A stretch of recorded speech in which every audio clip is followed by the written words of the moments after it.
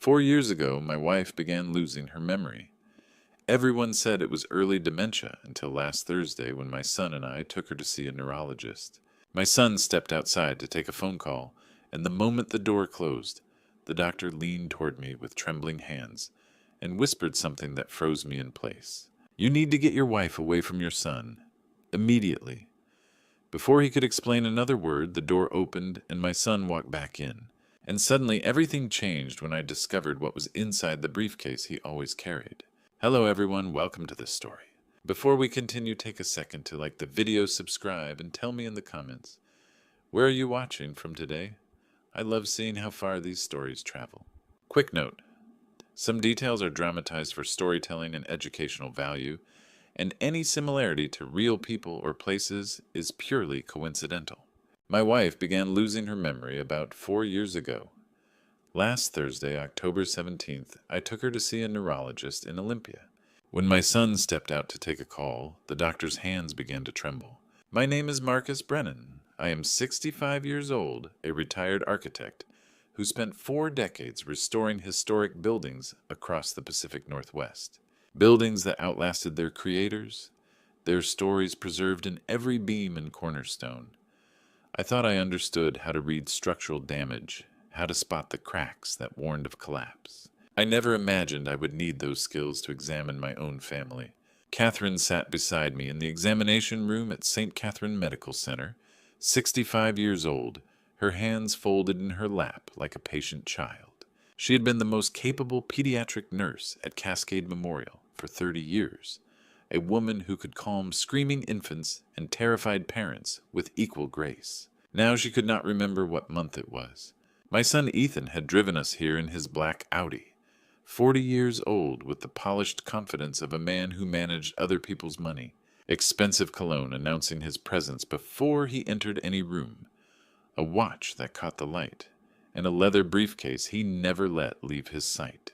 Dr. Victor Hayes was younger than I had expected for someone so highly recommended.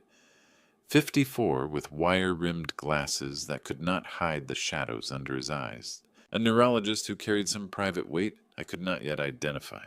Ethan's phone had not rung. I was certain of it. The room had been silent except for the buzz of fluorescent lights overhead. Yet he had glanced at his pocket, smiled apologetically, and excused himself to take the call. The moment that door clicked shut, Dr. Hayes transformed. Have you ever had a moment when the world you thought you knew cracked open and something monstrous crawled out? That is what happened in that sterile examination room. With antiseptic air burning my nostrils, and my wife sitting beside me unaware that her own son might be slowly killing her. "Mr. Brennan," he whispered, leaning forward so urgently his wire-rimmed glasses nearly slipped off his nose. "You need to get your wife away from your son. Immediately." My mouth went dry. A metallic taste flooded my tongue. "What are you talking about?" "The medication patterns, the decline, timeline, the symptoms." His eyes darted to the door. "I have seen this before. Drug-induced cognitive impairment. It can mimic dementia perfectly." His voice dropped even lower. "And it is reversible, if you act now." My hands gripped the leather armrests until my knuckles whitened. The room felt colder than it had moments ago. Catherine hummed softly beside me, lost in whatever fog had claimed her mind. How long, I started to ask. The door swung open. "Sorry that took so long." Ethan stood in the doorway, that same concerned smile he had worn for months fixed on his face. His knuckles were white around the handle of his briefcase. "Is everything all right, Doctor?" Dr. Hayes straightened instantly, his professional mask snapping back into place. "Just discussing the test results with your father." But I had seen it. Ethan's eyes had flicked to the doctor's hands, still trembling slightly against the desk, and in that moment I saw something behind my son's mask. A calculation so cold it stopped my heart. He knew the doctor had warned me. And now we were both trapped in this room together, pretending the unthinkable had not just been spoken aloud. My son smiled at me, and I smiled back, and somewhere beneath that exchange of false warmth, a war had already begun. But let me tell you how we got here.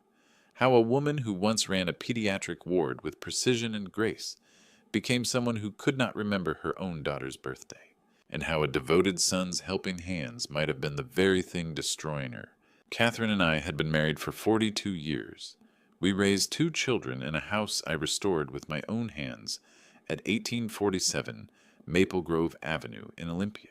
She spent 30 years as a pediatric nurse at Cascade Memorial, the kind of woman who could calm a screaming infant and comfort terrified parents in the same breath. I spent my career traveling across the Pacific Northwest, bringing historic buildings back from the brink of demolition. The forgetting started in April 2021. Small things at first. A missed appointment. A recipe she had made 100 times, suddenly foreign. I told myself it was age. We were both in our 60s. These things happened. Then Ethan stepped in. "Dad, you travel too much," he had said, his voice so reasonable it made my chest ache with gratitude. "Let me help with Mom. I can work remotely. She should not be alone." And I let him. God help me, I let him. I need you to understand something.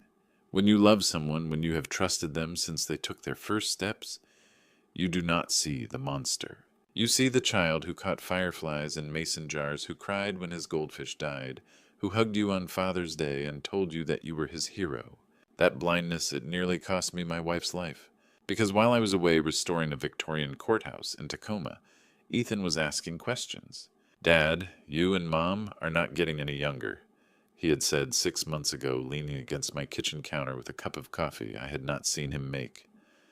"We should talk about power of attorney. What happens if you cannot make decisions? This house must be worth a fortune now," he had commented another day, running his fingers along the original crown molding I had restored myself. "What do you think? 600,000 more." He photographed my antiques. Every piece of furniture Catherine and I had collected over 4 decades, documented like evidence. For insurance purposes, Dad, he had explained. You never know. But the worst part, the detail that still haunts my memory, was the pills. "Do not worry about Mom's medications," he had told me. "I have got it handled. You focus on your projects." And I did. I focused on my projects while my son focused on my wife. Catherine's decline accelerated after Ethan took over her care. The woman who had once completed the Sunday crossword, in ink, now stared at the empty boxes like they were written in a foreign language. She forgot our daughter Lily's birthday. She forgot our anniversary. She forgot the names of grandchildren she had helped raise. I blamed the disease. I blamed myself for being away so often. I never blamed Ethan. Until the night before that doctor's appointment. I had come downstairs for water and found him in the kitchen sorting Catherine's medications into the weekly pill organizer. The colored compartments clicked as he dropped tablets into each slot with practiced precision. But it was not his efficiency that stopped me cold in the doorway. It was his face. His fingers lingered over certain tablets. A slight smile touched his lips. Not warmth, satisfaction. And his eyes, when he thought no one was watching, held a calculation that turned my blood to ice. My architect's mind had spent 40 years reading buildings, understanding how structures fail.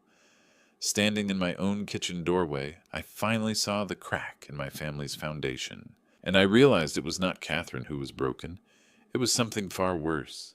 That memory of Ethan in the kitchen haunted me as I sat in Dr. Hayes' examination room the next morning. October 17th, the day everything changed. Catherine sat beside me, her hands folded in her lap.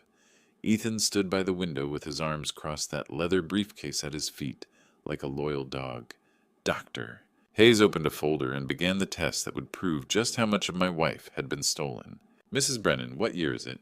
Catherine's brow furrowed. She looked at me, then back at the doctor. 2021. I gripped the armrests of my chair until my knuckles whitened. "Who is the current president?" A longer pause. Her eyes darted around the room as if searching for the answer written on the walls. Obama. No, wait. Bush. Dr. Hayes made a note, his pen scratching against paper with increasing urgency. "Can you count backward from 100 by sevens?" Catherine stared at him blankly. 193. Do you know what it is like to watch someone you have loved for 42 years struggle to remember basic facts? To see the woman who once managed complex pediatric protocols, who remembered every child patient's name, who held your hand through her own cancer treatment, dissolve into confusion before your eyes. That examination room became a torture chamber, and every wrong answer was another nail in a coffin I did not yet know was being built. "I'm going to say 3 words," Dr. Hayes continued gently.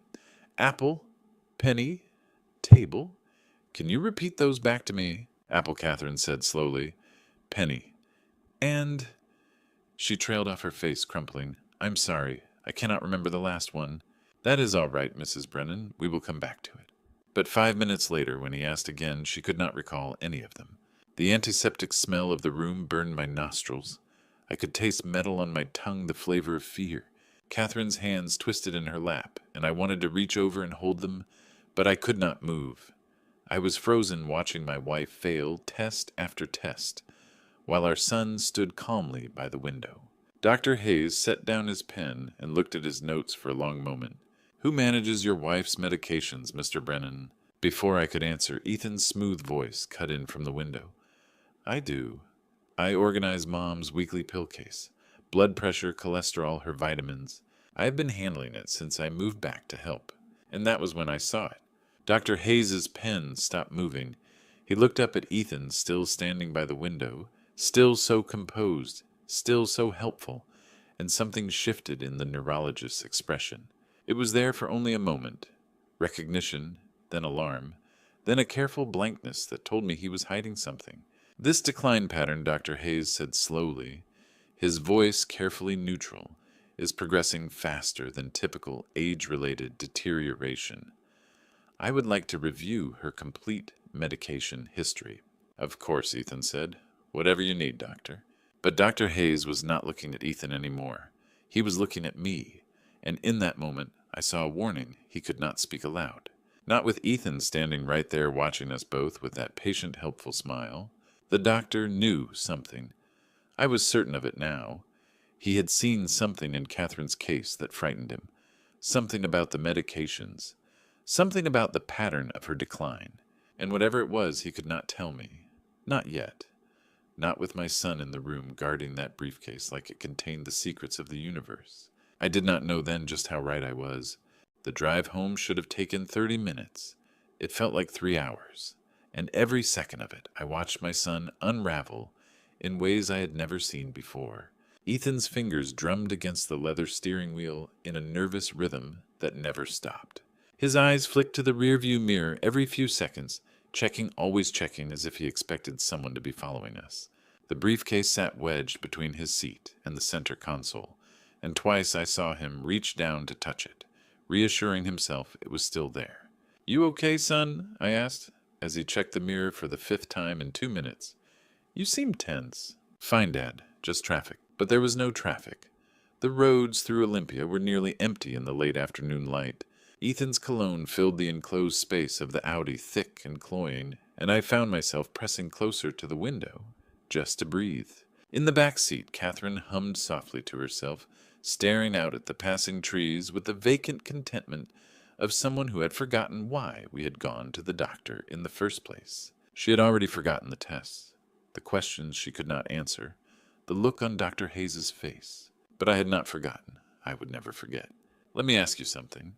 Have you ever watched someone you love do something ordinary, something they have done 1,000 times, and suddenly seen it with new eyes, seen it for what it really might be?" That is what happened when we got home, and Ethan walked straight to the kitchen, straight to the medication cabinet, with the efficiency of a man following a routine I had never questioned, a routine I now could not stop watching. His hands moved with practiced precision. The weekly pill organizer sat on the counter, its colored compartments like a rainbow of trust. Blue for morning, yellow for noon, green for evening. I had seen Catherine take pills from those compartments hundreds of times. I had thanked God that our son was so devoted, so organized, so willing to help when I could not be there. Now I watched those same hand-sort tablets with new horror pooling in my stomach. "Mom, time for your evening pills," Ethan called out, his voice shifting to that warm, caring tone that used to fill me with gratitude. "I've got everything ready." Catherine shuffled into the kitchen, still wearing her coat from the doctor's visit. She smiled at Ethan with such complete trust that my heart cracked. "Such a good boy," she murmured, accepting the tablets from his palm. "What would I do without you?" She swallowed them with a sip of water. Every single one, without question, without hesitation, with the faith of a mother who had no reason to doubt her own child. I stood in the doorway and felt something cold settle in my chest. A suspicion I could not prove, a horror I could not name. My wife had just swallowed pills that might be destroying her mind, and I had done nothing to stop her. Because I did not know, not yet, not for certain. Thank you, sweetheart. Catherine patted Ethan's cheek with the same hand that used to check his temperature when he was sick. My son smiled back, that warm, devoted smile I had seen for months, but I was not looking at his smile anymore. I was looking at the briefcase he had carried into the kitchen, still clutched against his side. I am going to take a shower, Ethan announced, setting the briefcase on the counter for the first time all day. You two relax. He disappeared upstairs. The water started running, and I stood alone in my kitchen staring at that leather briefcase, knowing I was about to cross a line I could never uncross. I waited until I heard the bathroom door close until the water started running through the old pipes. Then I moved toward that briefcase like a man walking to his own execution, knowing that whatever I found inside would change everything. The leather was smooth under my trembling fingers. The brass clasps clicked open with a sound that seemed to echo through the silent kitchen. Inside, I found exactly what I expected. A laptop, financial papers, expensive pens, the ordinary contents of an ordinary businessman's bag. But my architect's mind had spent 40 years reading structures. I knew when something did not add up. This briefcase was heavier than its contents should allow. I ran my fingers along the interior lining, pressing gently, searching. Near the bottom, beneath the laptop sleeve, I felt it. A slight give in the leather, a seam that should not exist. The hidden compartment opened with a whisper of velvet. Black velvet soft as sin, lining a space barely larger than my hand. And nestled inside, wrapped in a silk handkerchief like some precious treasure, was an amber prescription bottle. My heart stopped. I lifted it with fingers that would not stay steady. The label was partially torn, perhaps deliberately, but I could read enough. Diazepam. And below that, in smaller letters that destroyed my world, veterinary use only. What kind of person hides medicine in a secret compartment? What kind of son wraps poison in silk like it is a treasure? I will tell you what kind. The kind who knows exactly what he is doing. The kind who planned this. The kind who looked his own mother in the eye every single day for nearly 4 years and watched her mind dissolve, knowing he was the one dissolving it. Veterinary use only, for animals. My son had been giving my wife medicine meant for animals. Bile rose in my throat. The metallic taste of rage and grief flooded my mouth. I thought of Catherine sitting in the next room, the pills she had just swallowed, the trust in her eyes when she looked at her devoted son. How long had he been doing this? 4 years of watching my wife disappear. Was it him? Was it always him? My hands shook so badly I nearly dropped my phone trying to photograph the evidence. The bottle, the torn label, the hidden compartment with its velvet lining, the silk handkerchief that made this poison look like a gift. I photographed everything, checking each image to make sure it was clear, readable, undeniable. Then I returned each item to its exact position. The handkerchief folded precisely as I had found it. The bottle nestled in velvet. The compartment sealed. The laptop and papers arranged just so. The shower stopped. Footsteps creaked on the floor above.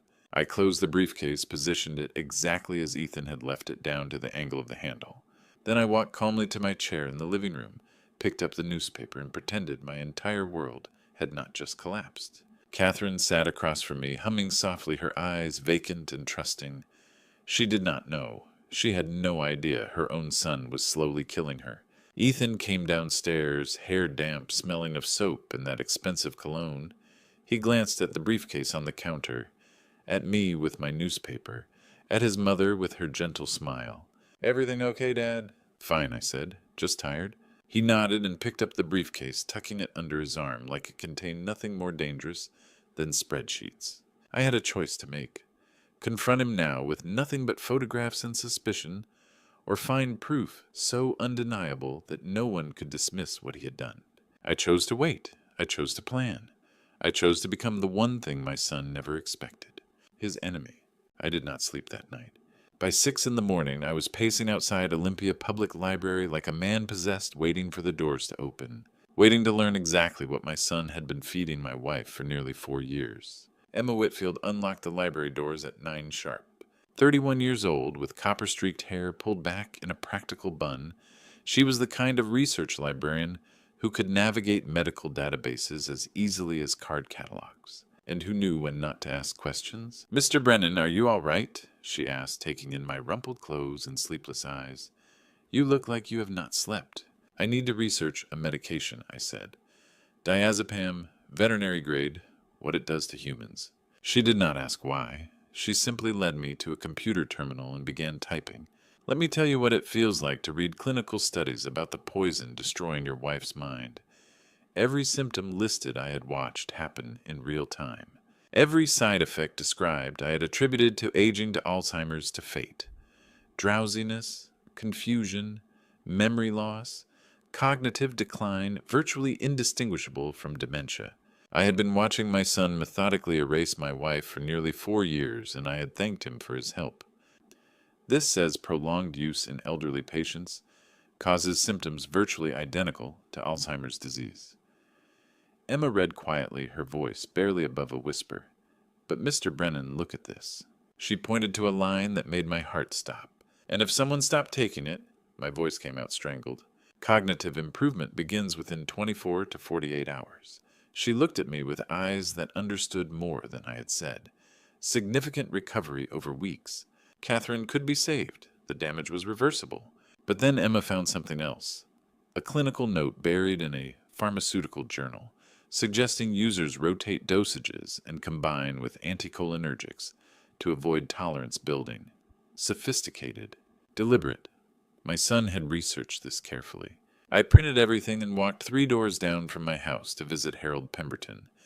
Everyone called him Hal, 76 years old, with the watchful stillness of a man who had spent 32 years as a Seattle homicide detective and had seen every way humans could betray each other. "Hal," I said, settling into his worn leather chair with bitter coffee I could barely taste. "Hypothetically speaking, if someone discovered a family member was poisoning another family member, what would be the smartest approach?" His experienced eyes sharpened. He set down his cup. "Get proof first. Document everything. Dates, times, observations."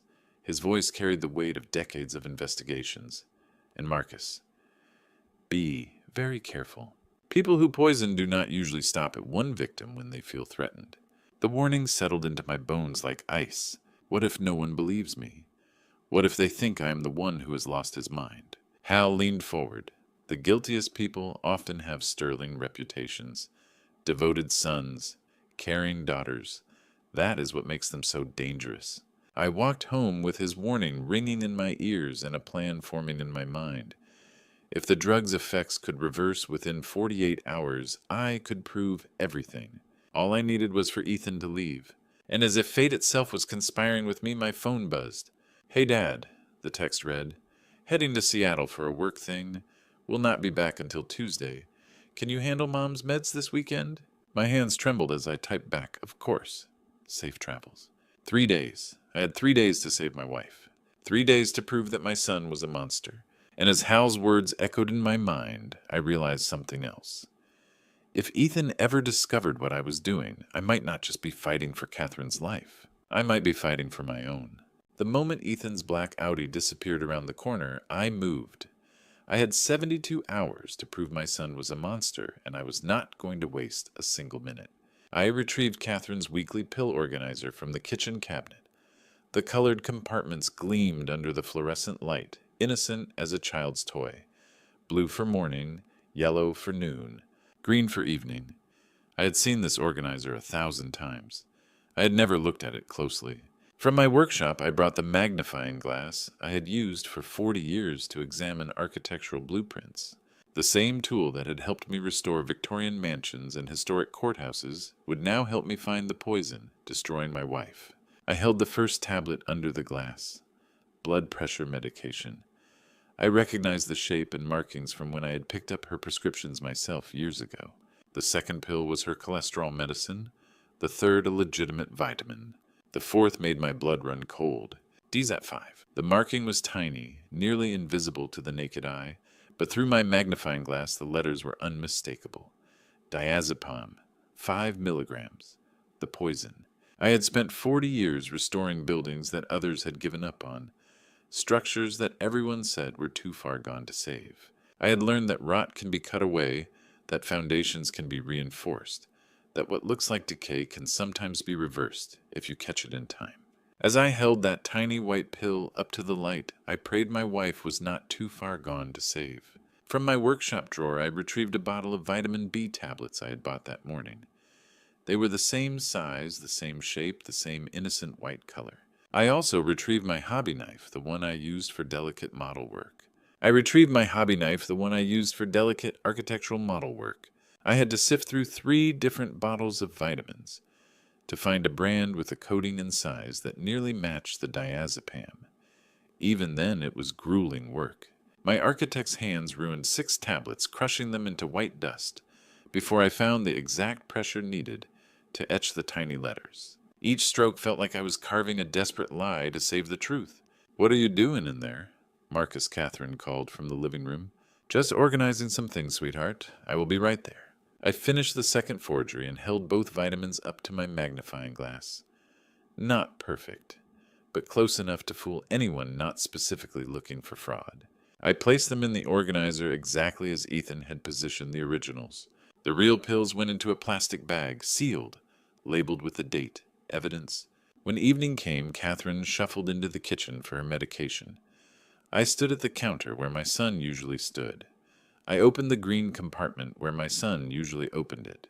I handed her the pills my son usually handed her. She swallowed them with a sip of water, smiled at me with those confused eyes, kissed my cheek with the same lips that had kissed me on our wedding day 42 years ago. "Thank you, sweetheart," she murmured. For the first time in 4 years, my wife had just taken vitamins instead of poison. I watched her settle into her chair and pick up her half-finished crossword puzzle. She stared at it blankly as she had every evening for years. The fog was still there. The damage was still done. But now the poison had stopped. The next 48 hours would tell me everything. Either the research was right and my wife would start coming back to me, or I was wrong about all of it and I had just accused my son of the unthinkable. I sat across from Catherine and pretended to read. But I was not reading. I was watching, waiting, praying I was not too late. Sunday morning, 36 hours since I swapped the pills. I woke at dawn heart-pounding and crept to the bedroom door to watch Catherine sleep. Was it my imagination, or did she look more peaceful than she had in months? I made coffee and waited. Every creak of the house sounded like an answer I was not sure I wanted to hear. Catherine came downstairs at 8, earlier than usual. She poured her own coffee without asking me where the cups were. Such a small thing. But she had been asking me where the cups were for 2 years. She settled into her chair with the crossword puzzle she had been staring at blankly for days. 7 across is Renaissance, she said suddenly, pen moving across the page. I've been staring at that one for days. How did I not see it? My heart stopped. I watched her fill in 3 more answers in the next 10 minutes. Clues that had defeated her all week fell like dominoes. "Marcus, have you seen my glasses?" She looked around, then paused. "Oh, wait, here they are, right where I left them." She found her own glasses, without wandering the house, without asking me to help, without that lost, confused look that had become her constant companion. Do you understand what it means to watch someone you love come back from the dead? To see sparks of recognition in eyes that have been empty for years. I sat across from Catherine that Sunday afternoon watching her work through that crossword puzzle, and I wept. Not openly. Just silent tears I wiped away before she could notice. My wife was still in there. She had been in there all along, screaming behind a chemical wall my son had built around her mind. "That congressman on TV," Catherine said, suddenly pointing at the screen. "He is the one who voted against the infrastructure bill last year. I remember reading about it." She remembered. She was connecting information. She was thinking. "Catherine," I said carefully, "how are you feeling today?" She frowned, considering the question with a clarity I had not seen in years. "Different," she said slowly, "clearer somehow, like I slept better than I have in ages." I wrote everything down in a notebook. Times, behaviors, words spoken. Each entry was evidence. Each improvement documented proof of what had been stolen from us. By evening, Catherine had completed half the crossword puzzle. She remembered 3 neighbors by name. She asked me about a book she had been reading before her decline, a book I had packed away 2 years ago because seeing it on her nightstand broke my heart. I retrieved it from the closet and handed it to her. She opened it to the bookmarked page and began reading. Her eyes tracked the words. Her lips moved occasionally as she read a particularly engaging passage. My wife, reading, for the first time in 4 years. Hope flooded through me. Hope I had not felt since the day the forgetting started. Hope that maybe, just maybe, I was getting my wife back. But beneath that hope, something darker was building. Every crossword clue she completed was evidence. Every neighbor she remembered was proof. Every page she turned was another count in an indictment I was writing in my mind. My son had done this. My own son had stolen nearly 4 years from the woman I loved. He had watched her dissolve, and smiled and organized her pills, and asked about our will. Cold, focused rage settled into my bones alongside the hope. When Ethan came home on Tuesday, nothing would ever be the same again. I just did not know then that he would not wait until Tuesday. I woke Monday morning to a sound I had not heard in 4 years. Bacon sizzling, pans clattering, and my wife's voice humming a melody that stopped my heart. Our wedding song? I stood in the kitchen doorway and watched Catherine move with a confidence I had forgotten she possessed. She cracked eggs into a pan without hesitation. She reached for the salt without searching for it. She turned to greet me with a smile that reached her eyes. "Morning, sweetheart," she said. "I thought I would make your favorite. Remember how you always said my scrambled eggs were better than any restaurant?" I remembered. I had stopped saying it 4 years ago because she had stopped being able to make them. "Catherine," I whispered, "how are you feeling?" She frowned thoughtfully, spatula hovering over the pan. "Different," she said slowly. "Clearer. Like I have been walking through fog for years and suddenly the sun came out. Is that strange? Let me tell you what it feels like to see your wife come back from the dead. To hear her humming your wedding song after 4 years of silence. To watch her crack eggs into a pan like it is the most natural thing in the world, when just a week ago she could not remember where the kitchen was. It feels like a miracle. It feels like proof. And it fills you with a rage so cold and deep that you could tear down mountains with your bare hands. "That is wonderful," I said, my voice cracking. "That is so wonderful." I moved toward her, wanting to hold her, wanting to weep into her shoulder. But then I heard it. A car engine, growing louder, pulling into our driveway. I looked out the window and felt my blood turn to ice. Ethan's black Audi sat in the driveway. 2 days early. "Catherine," I said urgently, act confused again. "Please, just for now." Why would I? The front door opened before I could explain. Ethan walked into the kitchen carrying his briefcase, his cologne announcing him before his footsteps did. He stopped in the doorway, taking in the scene. His mother at the stove. Eggs cooking. The smell of bacon. The normalcy that had been absent from this house for years. "I thought your trip was until Tuesday," I said, keeping my voice steady. "Finished early. Wanted to check on Mom." His eyes swept the kitchen, then fixed on Catherine. "What is going on here?" "Good morning, sweetheart," Catherine said with a warm smile. "I'm making breakfast. Want some eggs?" I watched my son's face cycle through emotions he could not quite hide. Confusion, calculation, and something that looked almost like alarm. "Dad," Ethan said slowly, "Mom seems so different today." He set down his briefcase and moved toward the medication cabinet. I stepped into his path. We stood there in the kitchen, my son and I, with Catherine between us at the stove, oblivious to the war being declared. Ethan's hand was still raised toward the cabinet where he kept her medications. My body blocked his path. His eyes met mine, and I saw the moment he understood. He knew that I knew. The mask of the devoted son flickered. Behind it I glimpsed something I had never seen in my child's face before. Calculation, desperation, and just a flash of something that looked almost like fear. "Is something wrong?" Catherine asked from the stove, her voice light and confused by the sudden tension. "Nothing is wrong," Mom, Ethan said smoothly. "Nothing at all." But his eyes never left mine, and in my pocket my fingers closed around the amber bottle I had kept with me since Thursday night. The evidence of what my son had done. The confrontation I had dreaded was here, but so was the confrontation I had planned for. I reached into my pocket and pulled out the amber bottle, held it up so the morning light caught the torn label. Want to explain this, son? Ethan's face drained white. His hand, still raised toward the medication cabinet, dropped to his side. Where did you get that? He whispered. Your briefcase. Hidden compartment. Very clever. I kept my voice steady, though rage boiled beneath every word. Want to explain why you have been feeding your mother animal tranquilizers for nearly 4 years? Behind me, Catherine gasped. I heard her hand knock against the stove as she steadied herself. Ethan collapsed into a kitchen chair, head dropping into his hands. Sobs shook his shoulders. The devoted son act crumbled into something raw and pathetic. I never meant for it to go this far, he choked out. It started small, just to make her more manageable while you traveled. Manageable, Catherine's voice came from behind me, sharp with horror. I am your mother, Ethan, not a pet to be sedated. I was drowning, Dad. He looked up with tear-streaked cheeks. $325,000 in debt. Failed investments. Creditors calling constantly. My wages garnished. So you decided to poison your mother. I thought if Mom needed more care, if she had to go into a facility. He swallowed hard. Maybe we could work something out with the finances, the house, the investments.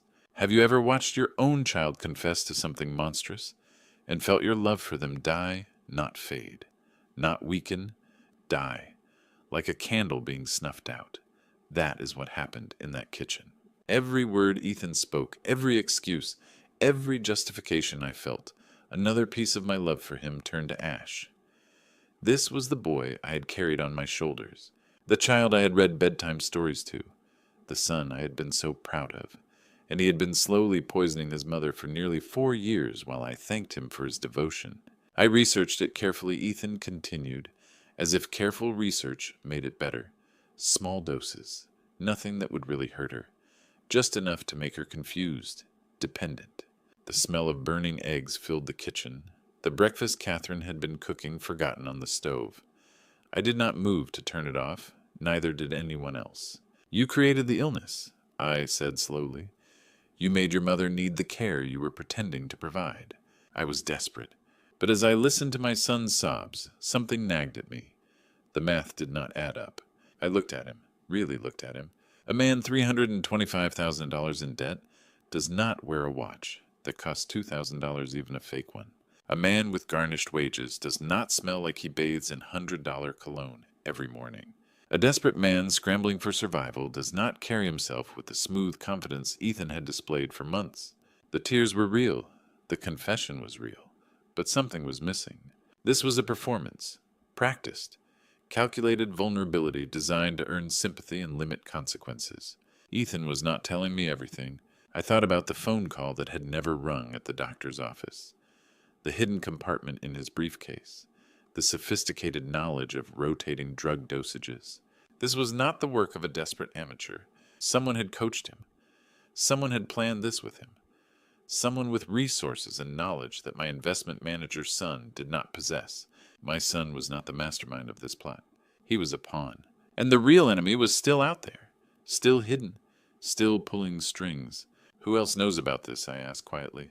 Ethan's sobs stopped, just for a moment, just long enough to tell me everything I needed to know. No one, he said. I acted alone. He was lying.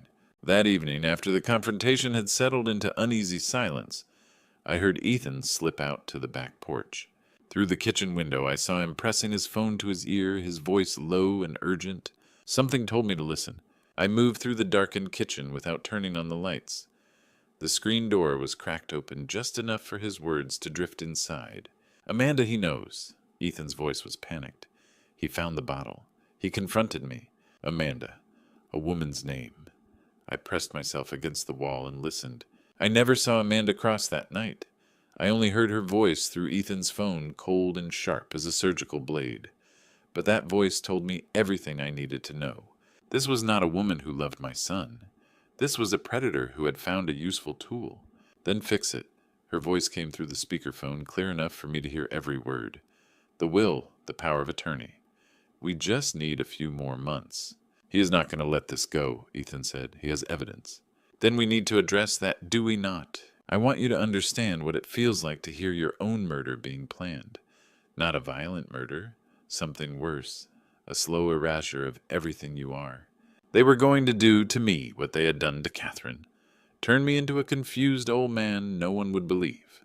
Destroy my mind so thoroughly that when I tried to tell the truth, people would shake their heads sadly and talk about dementia running in families. My son was planning to kill me without leaving a single bruise.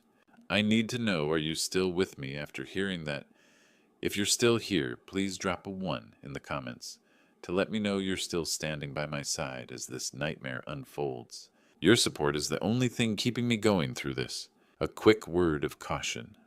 The following part of my story contains some dramatized elements and creative reflections that may not be entirely factual. If that isn't something you'd like to hear, feel free to stop the video right here. For those staying the truth, only gets darker from here. If the father becomes unstable too, Amanda continued, her voice ice cold. Who would believe him? Old man losing his mind just like his wife. Such a tragedy. I do not know if I can... Ethan's voice wavered. It is both of us, or prison, Ethan. Her tone hardened into something that made my blood freeze. You are in too deep to grow a conscience now. The call ended. Ethan stayed on the porch, head in his hands. I stayed in the shadows, gripping the counter so hard my knuckles ached. My son had not done this alone. Amanda. The name burned itself into my memory. She was not just his girlfriend or his accomplice. She was the architect of everything. The one who had researched the drugs. The one who had chosen the target. The one who had turned my son into a weapon against his own family. And now she wanted to point that weapon at me. I thought about Ethan's expensive watch, his designer cologne, his smooth confidence even while drowning in supposed debt. Amanda had been funding him, coaching him, preparing him for exactly this moment. I had thought the worst discovery was learning my son had poisoned his mother. But this was worse. My son had not done this for money or desperation alone.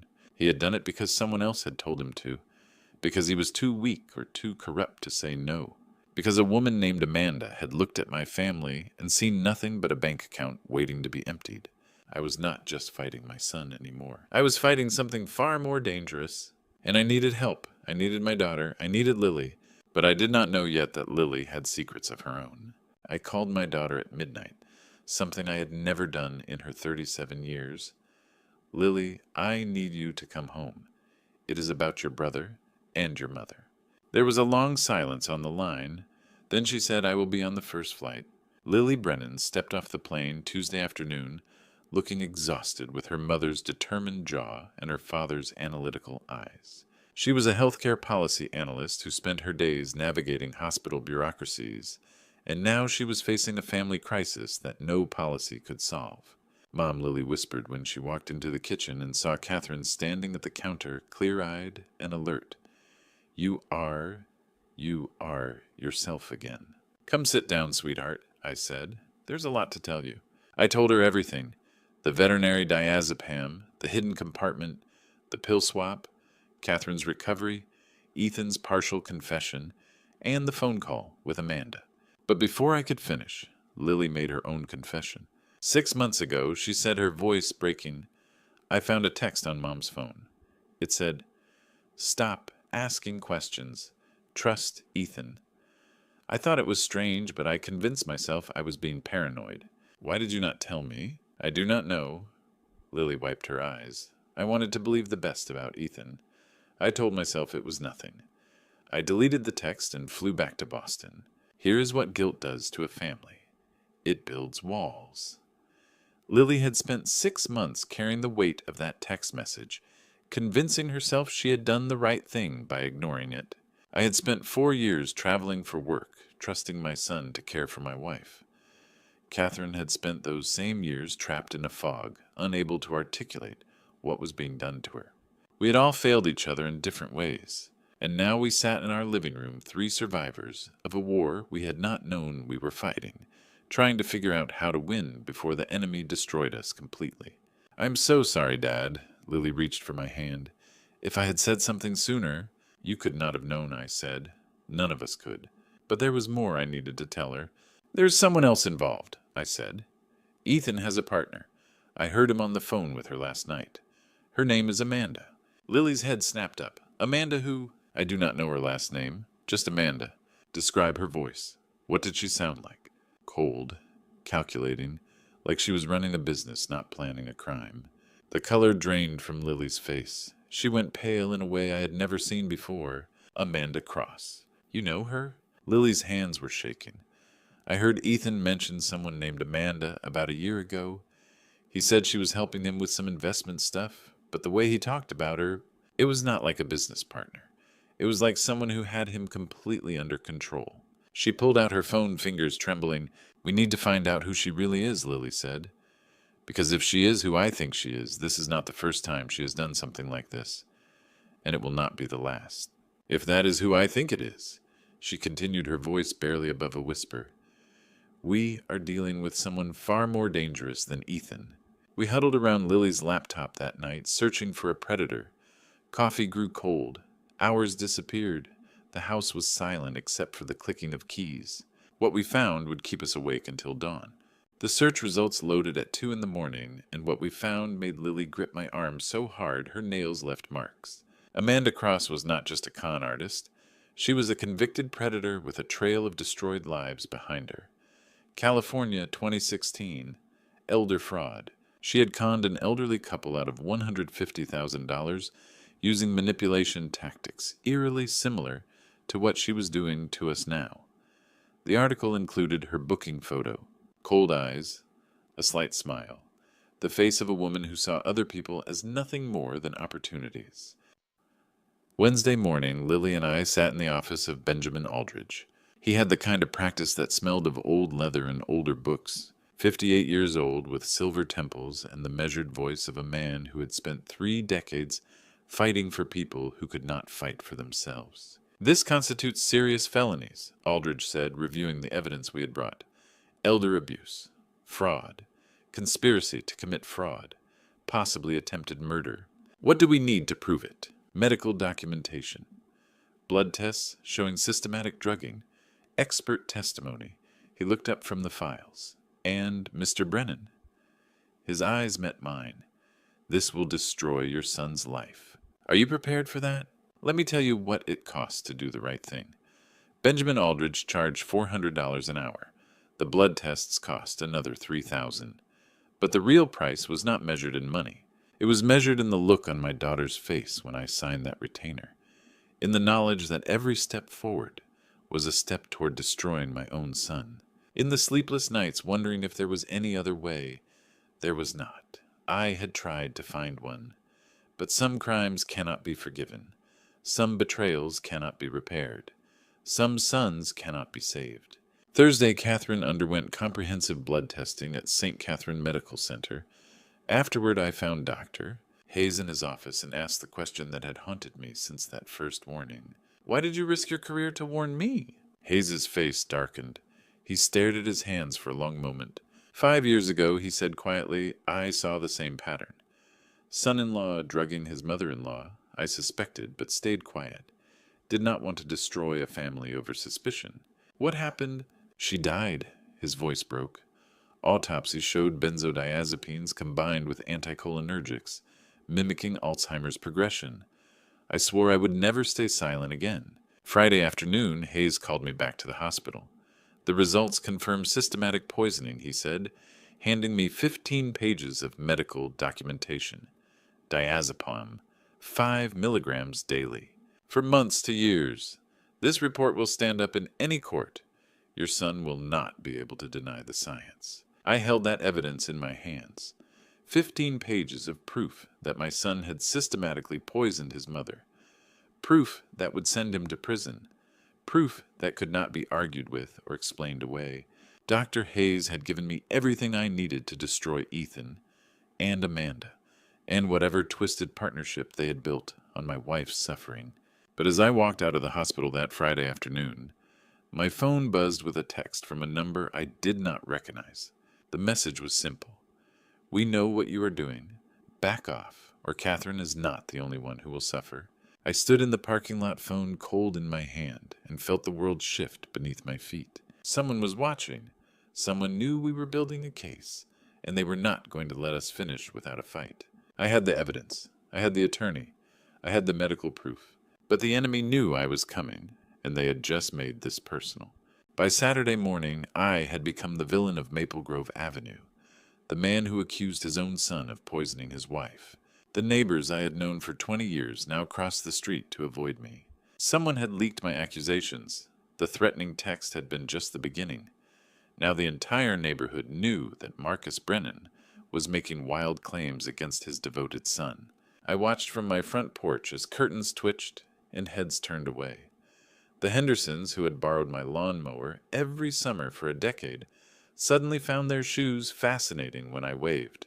Mrs. Patterson, who used to bring us Christmas cookies, hurried her grandchildren past our house like we were contagious.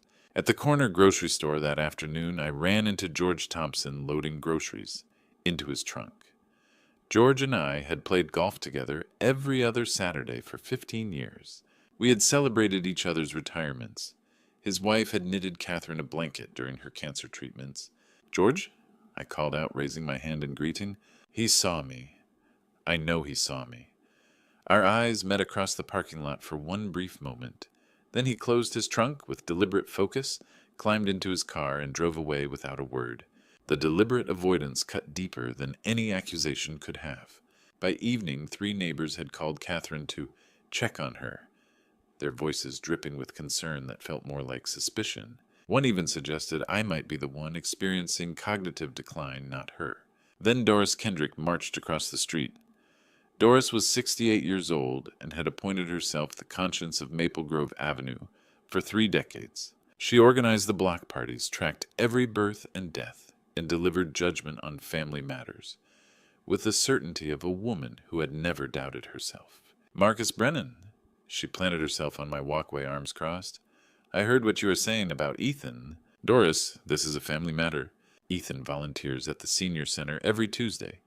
She continued as if I had not spoken. "He brings Catherine flowers. He is devoted. Maybe the stress has affected you, Marcus. Have you considered seeing someone? Have you ever stood in your own front yard and felt like a stranger? Have you ever looked into the eyes of people you have known for decades and seen only suspicion? That is what betrayal looks like. When it wears your son's face and speaks with your neighbor's voice. I have evidence, Doris. Evidence of what that your son cares for his mother." She shook her head with theatrical sadness. "We are all worried about you, Marcus. This is not healthy." She walked away before I could respond. I stood alone on my front lawn, feeling the weight of 20 years of neighborhood goodwill evaporating around me. Inside, Catherine was waiting. She had heard everything through the open window. "Look at me," she said, squeezing my hand with a strength I had not felt in years. Her eyes were clear, focused, present. "I'm awake. I can think. I can remember our grandchildren's birthdays. I can finish crossword puzzles. That is proof you are not crazy." I held her hand and felt something crack open in my chest. Not despair, relief. My wife was back, and she believed me. That evening, Hal Pemberton knocked on our door. He carried a thermos of coffee and the quiet solidarity of a man who had seen worse things than neighborhood gossip. "Heard you had visitors today," he said, settling into the kitchen chair across from me. Doris and George both made their opinions clear. They all think I have lost my mind. Hal poured coffee into 2 cups. "Of course they do. Ethan has been playing the devoted son for nearly 4 years. You have been playing the absent husband. Which story is easier to believe?" The coffee was bitter. The truth was worse. "The hardest part is standing alone when everyone looks away," Hal said quietly. "But you are not alone, Marcus." He paused, and something dark flickered in his old detective's eyes. "I have seen this playbook before. The character assassination always comes right before they make their move. Whatever Ethan and his partner are planning, it is coming soon, and it will not be subtle." I looked at my wife clear-eyed and holding my hand, at Hal steady and certain. The neighborhood had turned against me, but I was not alone, and I was ready for whatever came next. I heard the coat closet door slam before I saw him. Ethan stood in the kitchen doorway, Benjamin Aldridge's business card pinched between his fingers like evidence at a crime scene. His face had gone white. "You hired an elder abuse attorney," he said. "You are actually going to do this." The move I had been braced for was here. But it was not the move I expected. "The bottle is gone." Ethan continued, his voice tight. "I checked everywhere. Where is it?" I photographed everything. I kept my voice steady, even as my heart hammered against my ribs. The bottle, the label, the veterinary dosage. It is all documented with timestamps. Something flickered across his face. Calculation. Then he forced a smile. "Here." He moved to the counter, poured water into a glass, and slid it toward me. "Let us talk about this like adults, like family. Let me tell you what it feels like to watch your son try to poison you. Time does not slow down. There is no moment of clarity. There is only the glass of water sitting on the counter between you and the terrible understanding that the child you raised would watch you drink it." I did not reach for the glass. "Marcus N.O." Catherine's scream came from the doorway. She stood there, clear-eyed and alert, pointing at the glass with a shaking finger. "Do not drink that. I saw him put something in it." Ethan's face twisted. "Mom, you do not know what you are talking about. You are confused." "I am not confused anymore." Catherine's voice was stronger than I had heard it in years. "That is the problem, is it not, Ethan? I am not confused anymore. I have been recording for the last 10 minutes. Lily stepped out from the hallway phone, held steady in her hand. The screen glowed in the dim kitchen light. Every word, Ethan, every single word. My son looked at his sister, then at his mother, then at me. I watched something collapse behind his eyes. The smooth confidence, the practiced charm, the devoted son mask that had fooled everyone for nearly 4 years. It all crumbled at once. He sank into a kitchen chair and dropped his head into his hands. His shoulders shook. "You do not understand," he said, his voice breaking. "None of you understand." "Then make us understand," I said. "Tell us the truth. Amanda has recordings of me." The name hung in the air like smoke. "Things I did years ago." His voice dropped to a whisper. "Fraud. Worse. When I started working with her, she was helping me cover my tracks. Then she started collecting evidence, building a file. She has everything. So she blackmailed you into poisoning your mother." Ethan looked up at me with eyes I no longer recognized. "If I go down, she releases everything. She owns me." He swallowed hard. "She has been planning this for years, Dad. The poisoning was just part of it. She wanted the house, the investments, everything, and she made sure I could never say no." Catherine moved to stand beside me. Lily lowered her phone but kept recording. "Where is she now?" I asked. "I do not know. She disappears for weeks at a time. But she is watching. She always knows." Ethan sat crumpled in the kitchen chair, a broken man confessing to a room full of people who had once loved him. "She is coming for all of us, Dad." He looked up at me with something that might have been fear or might have been warning. "Amanda does not leave witnesses." The kitchen fell silent. Outside, a car engine started somewhere down the street. We had found our enemy, but our enemy had been watching us the entire time. Detective Rosa Torres spread 15 photographs across her desk at the Thurston County Sheriff's Department. Medical records, bank statements, a veterinary prescription with Ethan Brennan's forged signature, and emails dated 24 years before the poisoning began showing Amanda Cross researching the Brennan family's net worth. Torres was 42 years old and had spent 15 years in the department. She had seen every kind of family crime, but the Brennan case made her stomach turn. She had a son Ethan's age. She understood what I was about to lose. "These emails go back to 2020, Torres said, tapping her screen. "Amanda Cross researched your family's property value, Catherine's medical history, your retirement accounts. She was hunting before Ethan ever met her.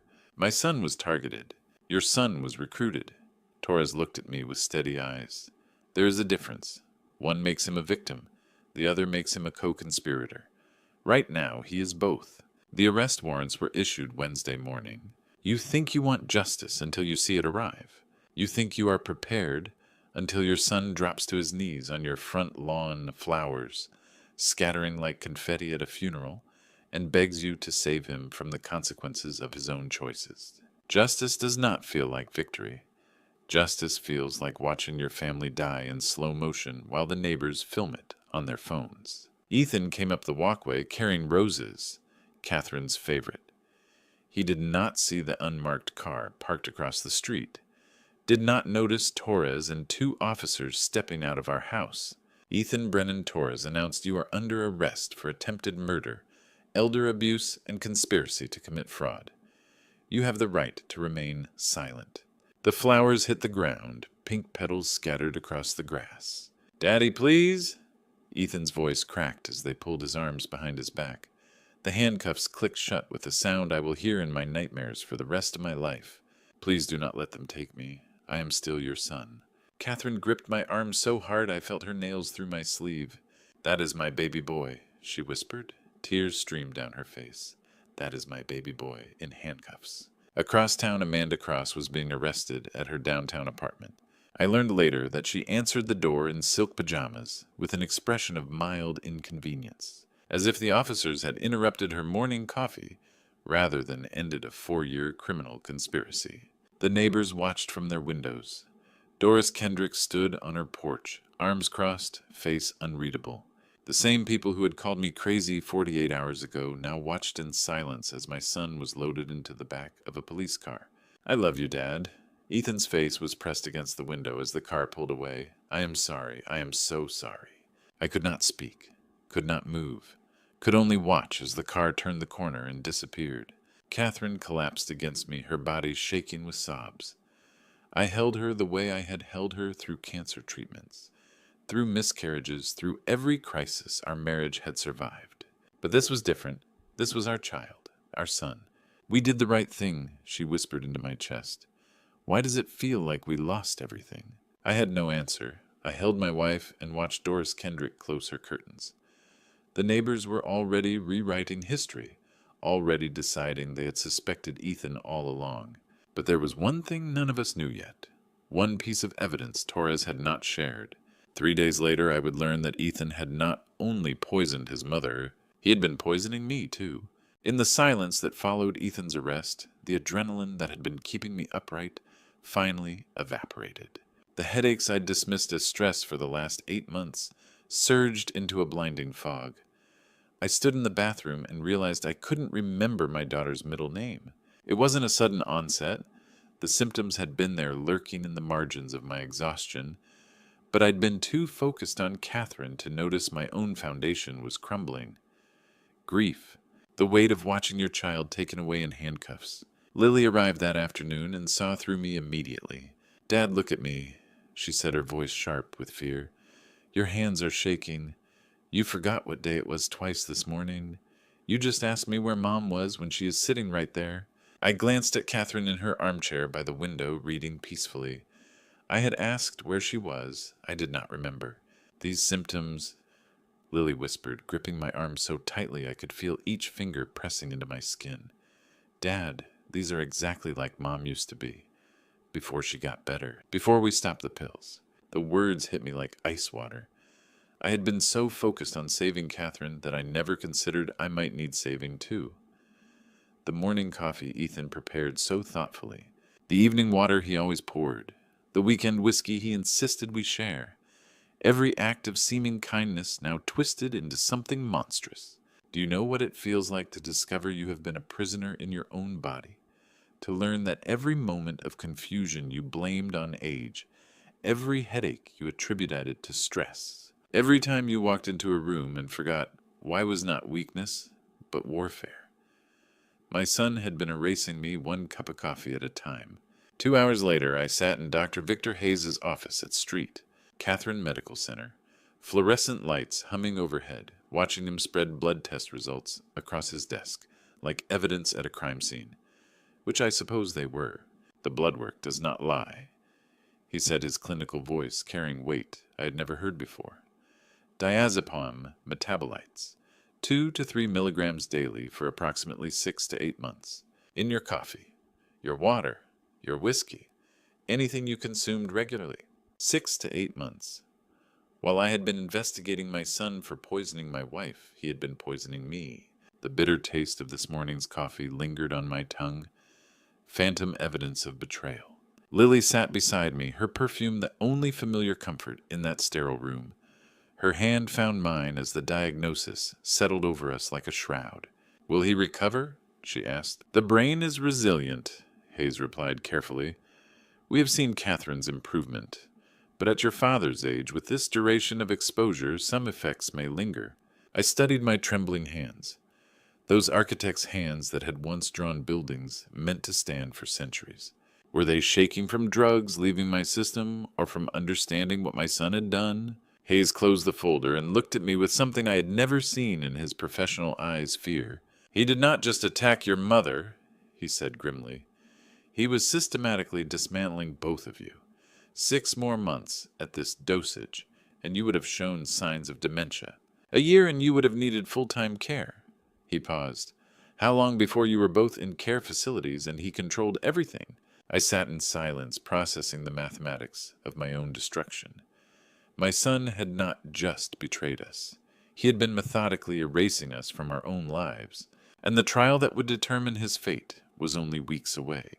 2 weeks after my son's arrest, the neighborhood finally believed me, not because of the evidence, not because of the medical records or the police reports. They believed me because I had been a victim too. Apparently, watching a man lose his wife to poison was not enough. They needed to witness the truth themselves before they would believe that evil had lived among them. The trial was 3 weeks away, and I was still processing Dr. Hayes's words about my own poisoning. 8 months of fog, 8 months of headaches I blamed on stress, 8 months of my son methodically erasing me while I focused on saving Catherine. Doris Kendrick appeared on my porch that Wednesday morning, her eyes red-rimmed, and her hands clutching a casserole dish like a peace offering. "Marcus," she said, her voice trembling, "when I heard you were drugged too, I realized how calculated this was. I defended him. I told people you were the problem. I am so deeply sorry." "What do you say to a woman who defended your son while he poisoned your wife?" What words exist for accepting an apology from someone who called you paranoid while your child was slowly erasing you? Looked at Doris standing on my porch, autumn air carrying the scent of decaying leaves, and realized there is no protocol for this. No script, just 2 broken people trying to find language for the unspeakable. "Thank you for coming," I said finally. The words tasted like ash.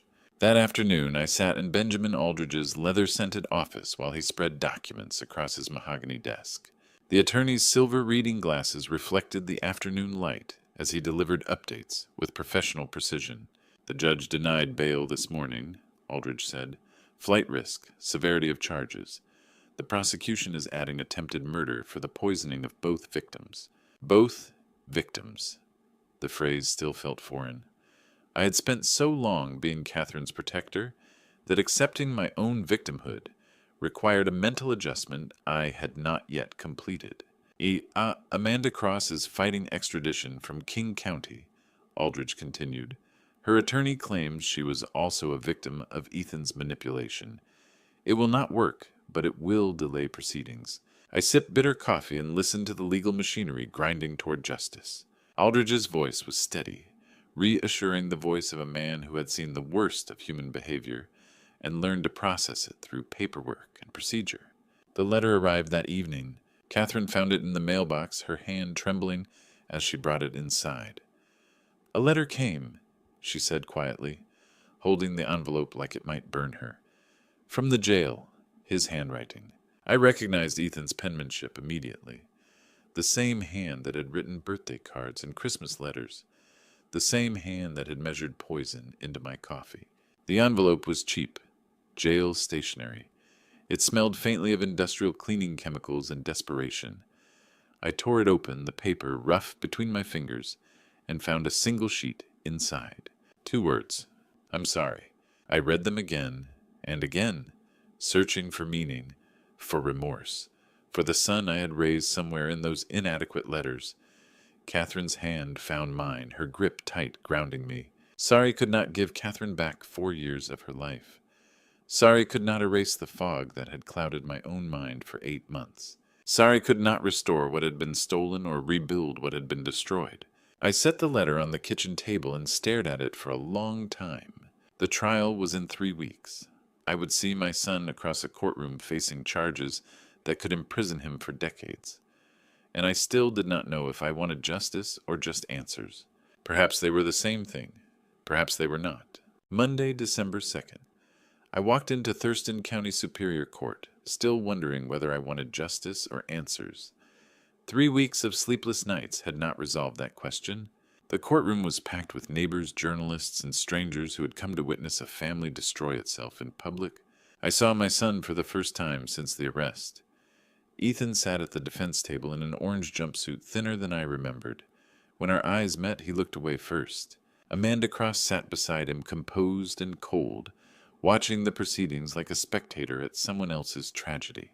Dr. Hayes took the stand first. His clinical voice filled the courtroom as he detailed the medical evidence. The blood work confirms veterinary-grade diazepam in both victims, he testified. Mrs. Brennan received doses for approximately 4 years.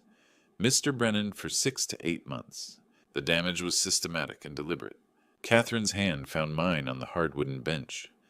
I could smell the stale courthouse coffee, the nervous sweat of spectators, Amanda's expensive perfume cutting through it all. Then Clayton Park rose to cross-examine. The defense attorney, 48 years old, had built his reputation defending the indefensible. He wore a $3,000 suit and a smile that never reached his eyes, approaching cross-examination like a surgeon approaches amputation, precise, clinical, and utterly without mercy. Is it not true?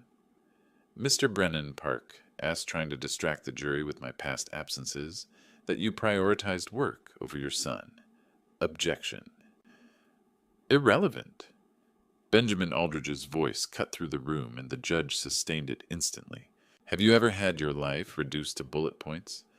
By a stranger in a suit, Park stood before the jury and painted a picture of a father who chose work over his son. He did not mention the hospital bills, the second mortgage, the nights I sat beside Catherine's bed wondering if she would survive to see Ethan turn 8. He took sacrifice and called it abandonment, and for one terrible moment I wondered if my son believed him. Catherine had cancer when Ethan was 7. I said, my voice steady despite the bitter taste of suppressed rage. I worked double shifts to pay medical bills that would have bankrupted us. Every extra hour I worked was to keep my family alive. The courtroom shifted. Park's confident expression flickered. The jury watched with new understanding. Then Ethan stood. Amanda made me rewrite my childhood, he said, ignoring his attorney's objections. Tears streamed down his face. She spent months convincing me my parents never loved me, that they resented me. She poisoned my mind before we ever touched the pills. Sit down, Amanda hissed, her composure cracking for the first time, but Ethan continued, his voice breaking. She told me my father chose work over me, that my mother's illness was an excuse to push me away. She turned every memory into evidence of neglect. By the time she suggested the pills, I already hated them. She made me hate them first. The courtroom fell silent. Amanda sat frozen, her mask finally shattered. I looked at my son standing in his orange jumpsuit, tears streaming down his face, and I finally understood. Amanda's greatest crime was not the money. It was not even the poison. Her greatest crime was stealing my son's love. She had taken his memories of birthday parties and bedtime stories and baseball games and twisted them into evidence of neglect. She had turned gratitude into resentment. She had attacked the very bonds holding our family together before she ever touched a pill bottle. I sat in the packed courtroom, Catherine's hand tightened mine, and realized the man I had wanted to destroy was also a victim. Not innocent, never innocent, but manipulated in ways I was only beginning to understand. The trial would continue. Justice would be served. But the question of forgiveness had just become infinitely more complicated. Tuesday morning, the question of forgiveness still unanswered, my wife walked to the witness stand to testify against our son. Catherine moved slowly, deliberately, each step a declaration that she had survived what he had done to her. She wore the blue dress from our 40th anniversary. I had not asked her to. She had chosen it herself, a reminder of who she was before the fog, before the pills, before our son tried to erase her. She sat down, adjusted the microphone, and began. For nearly 4 years, Catherine testified, her voice steady. I lost myself. I forgot my grandchildren's names. I forgot our anniversary. I forgot how to read books I had loved for decades. My son did that to me, my son and the woman who controlled him. I watched Ethan's face crumble as she spoke. The woman he had tried to erase stood before him, clear-eyed and articulate, recounting every moment of confusion he had caused. Her recovery was his condemnation. Her clarity was his punishment. Catherine continued for 20 minutes. Every lost memory, every moment of terror when she could not remember her own name, every night she had cried without knowing why. The courtroom sat in absolute silence, and I tasted salt from tears I had not realized were falling. What do you do with a child who tried to kill you? What words exist for the moment when your son stands in a courtroom and admits he poisoned you for money? There is no greeting card for this, no chapter in any parenting book. There is only the gavel waiting to fall and the numbers about to be read aloud. Numbers that cannot restore what was stolen but somehow have to be enough. When Catherine finished, Ethan stood. "I want to change my plea," he said, his voice breaking. "I plead guilty to everything. I was weak, I was greedy, I was selfish, and I let someone convince me that my parents deserved to suffer." The judge accepted his plea. The sentencing came swift and final. "Ethan Brennan, you are sentenced to 9 years in state prison." The judge noted his partial cooperation against Amanda Cross, and the documented psychological coercion she had used. "Amanda Cross, you are sentenced to 12 years. The gavel struck. The numbers hung in the air. 9 years. 12 years. Arithmetic that could never balance the equation of what we had lost. They led Ethan toward the side door. He paused, turned, and found my eyes across the courtroom. His lips moved. "I'm sorry." I looked at my son, at the man who had poisoned his mother for nearly 4 years, who had poisoned me for 8 months, who had been manipulated by a predator, but had still made choices.